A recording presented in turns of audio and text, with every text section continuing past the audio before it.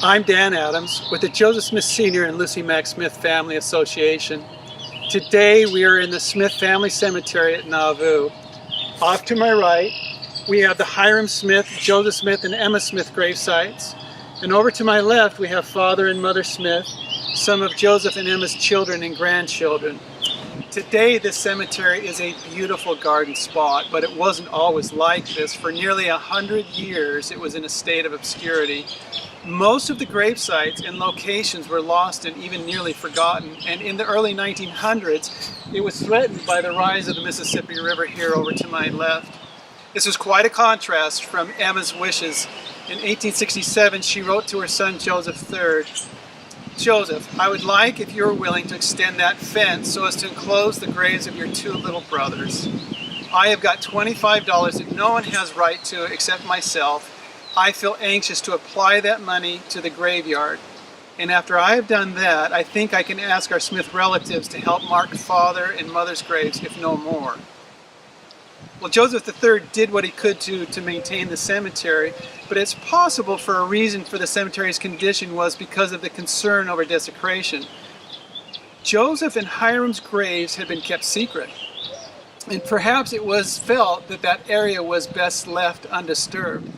And eventually Emma's remaining family no longer lived in Nauvoo, so by the late 1800s, even those who had aided in the burial of Joseph and Hyrum had also passed away, and no one really knew the location of the graves. David Hyrum, Joseph's youngest son, reflected these feelings in a beautiful hymn.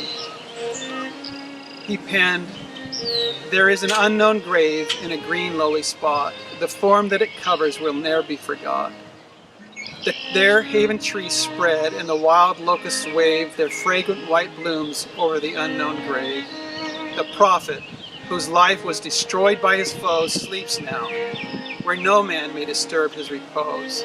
Till trumpets of God down the notes of the wave, and we see him arise from his unknown grave."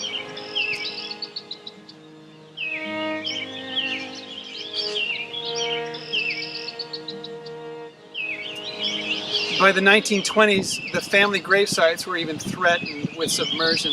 The Keokuk and Hamilton Power Company had built a dam across the Mississippi River, and each year the river rose higher and higher until in 1927 it came just 20 feet from the Nauvoo house. That would have been just barely close to this rise here, and so it threatened the existing graves to submerge them. So in January 1928, after painstaking work by surveyor William O. Hands, the graves of Joseph, Emma, and Hyrum were discovered, and they were removed carefully and they were brought to this spot where they are today. But for me, this is really only half the story. This is the story of the prophet and his brother who loved each other and stood by each other in life and also in death. It's also an emotional account of the prophet's wife who wanted to see her little son's gravesites taken care of, and who reached out to the Smiths' cousins. And perhaps Emma's letter and request for the cemetery had an even more powerful effect in reaching out to the Smith relatives, because the first Joseph Smith Sr. and Lucy Mack Smith reunion happened here in Nauvoo in 1972, a full century after Emma's letter reaching out to the Smiths. But it seems it has always been the family cemetery that has drawn our family together and has become our family symbol. In 1991, the descendants of Joseph Smith Sr. and Lucy Mack Smith came together again and improved the Nauvoo family cemetery to what we see today. And Elder M. Russell Ballard and Wallace B. Smith dedicated the grave sites. For the Smith family, the cemetery has become a symbol of restored trust, love, and faith. It reminds us that families endure and of our obligation to continue to reach out and support each other. And as Elder Ballard has said, to make this beautiful garden spot a place where Joseph and Emma and their family someday will again clasp hands, rejoicing, my father, my mother, my son, my son. God grant that we may watch and pray and keep.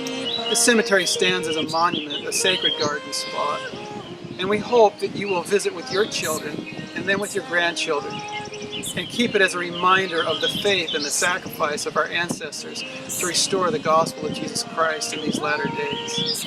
I'm Dan Adams for the Joseph Smith Sr. and Lucy Mack Smith Family Association. You've been listening to Emma's Request, a beautiful garden spot. God bless thee.